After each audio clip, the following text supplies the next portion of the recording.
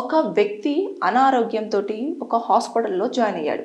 అయిన తర్వాత అతను 10 రోజుల పాటు ట్రీట్మెంట్ తీసుకున్నాడు. అతనికి ఉన్న కారణాల వల్ల మొత్తం 10 డేస్ అతనికి హాస్పిటల్ వాళ్ళు చికిత్సను అందించారు. అందించిన తర్వాత బిల్లు చూసేసరికి ఏకంగా 78 లక్షల రూపాయల బిల్ అయ్యింది అని చెప్పేసి వాళ్ళు తీసుకొచ్చేసి స్లిప్ని చేతిలో పెట్టారు. పెట్టగానే కుటుంబ సభ్యులకి ఏం చేయాలో తెలియక అమ్మ బాబోయ్ ఇంత డబ్బులు ఎలా అయ్యాయి అని చెప్పేసి వాళ్ళు ఎవరిని అడగాలి, ఎవరిని అడిగినా కూడా అక్కడ మొత్తం ఏమని చెప్తారంటే ఇది బిల్ అంటారు, ఇలా అంటారు, దీనికి ఇంత అయ్యింది, దీనికి ఇంత అయ్యింది అని చెప్పేసి చాలా చెప్తూ ఉంటారు. అయితే వాళ్ళు ఏం చేశారంటే తెలివిగా ఏఐ హెల్ప్ తీసుకున్నారు. తీసుకొని వాళ్ళకి ఇచ్చినది ఏదైతే ఉంటుందో దాన్ని తీసుకెళ్లేసి ఏఐకి ఇచ్చేసి ఈ బిల్లు నిజంగానే కరెక్టా కాదా అని చెప్పేసి దాన్ని అడిగారు. అడిగిన వెంటనే అదేం చేసిందంటే మెడికల్ కోడింగ్తో సహా కోడింగ్ ప్లస్ తర్వాత దానికి ఉన్న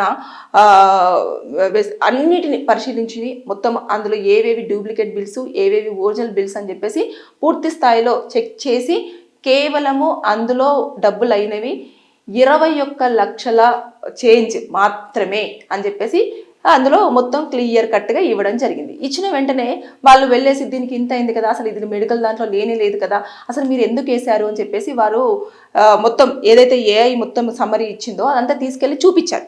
చూపించిన వెంటనే మీరు ఎందుకు ఇలా లేనిపోనివన్నీ వేస్తున్నారు, మాకు ఇంత బర్డన్ పడిపోయింది అని చెప్పేసి చాలా మెన్షన్ చేసిన తర్వాత ఇమీడియట్గా 56 లక్షల రూపాయల యొక్క బిల్లును అందులో నుంచి తగ్గించేసి కేవలము 21 లక్షలు ఏదైతే ఏఐ సూచించిందో దాన్ని మాత్రమే పే చెయ్యండి అని చెప్పేసి చెప్పడంతో ఇంకా వాళ్ళ బిల్లును పే చేసి ఇంటికి రావడం జరిగింది.